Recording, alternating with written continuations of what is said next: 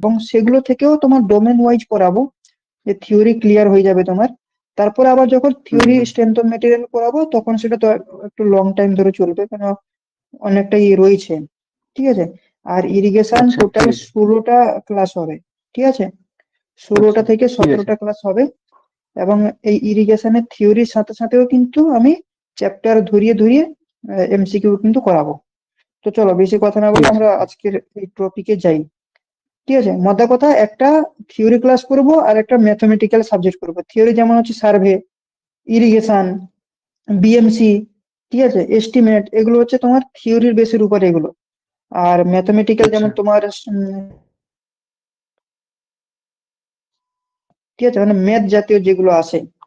দেখো শুধু তো আচ্ছা। পিসি কে তার সাথে নিলে হবে না, আমাদেরকে হুম। কেএমসি কেও দেখতে হবে, কেএমডিএ কেও দেখতে হবে।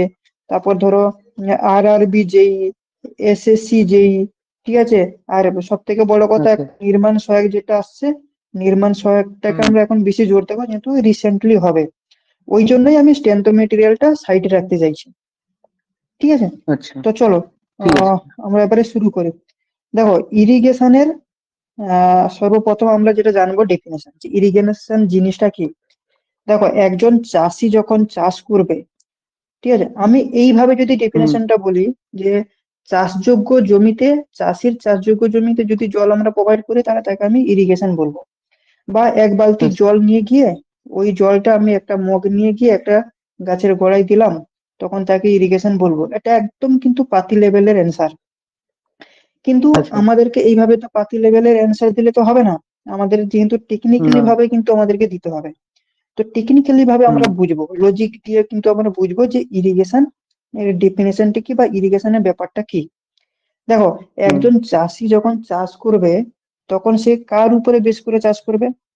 ধরো সে ধানের চাষ করুক বা গমের চাষ করুক, যাই চাষ করুক না কেন, কিন্তু উনার মাথায় কিন্তু সর্বপ্রথম থাকবে জল, ওয়াটার লেভেল। হ্যাঁ। কেন, হুম। ধরো একটা ফসল যখন চাষ হবে 3 মাস কি 4 মাসে কিন্তু সেটা কমপ্লিট। কিন্তু ওই যে 3 মাস যে জল through of the throughout the crop period ধরে যে দেবো, মানে যতদিন ধরে ফসলটা না শেষ হচ্ছে, ওই পুরো কমপ্লিট, পুরো প্রথম থেকে লাস্ট পর্যন্ত জলটা প্রোভাইড করতে পারছি, সেইটার উপরে ডিসিশন করে কিন্তু চাষিরা চাষ করবে। কি ফসল করবে সেটার উপরে কিন্তু ডিসিশন নেয় না, আগে আমাদেরকে দেখতে হবে জলটা অ্যাভেলেবেল রয়েছে কিনা, মোদ্দা কথা। ঠিক আছে। তাহলে ধরো এটাকে আমি তোমাকে একটা গ্রাফ দিয়ে তোমাকে বোঝাবো। ধরো এই যে দেখতে পাচ্ছ, এই যে গ্রাফটা, এই গ্রাফটা আমরা সিভিল ইঞ্জিনিয়ারিং এর অনেকগুলো জায়গায় কিন্তু এই গ্রাফটা আমরা দেখতে পাই। ঠিক আছে।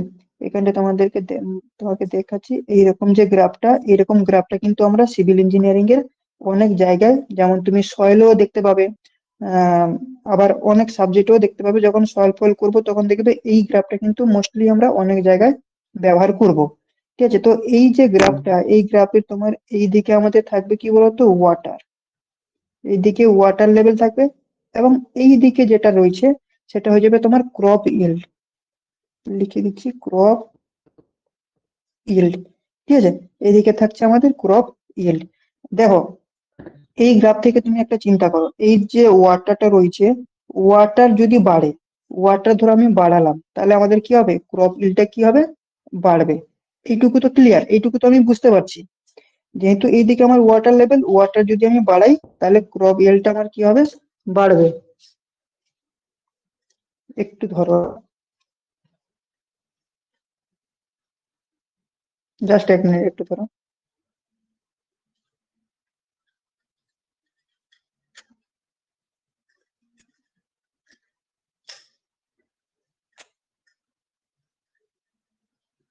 বেশি নয়, 1 ঘন্টা হবে, ক্যালকুলেট করে নিতে হবে।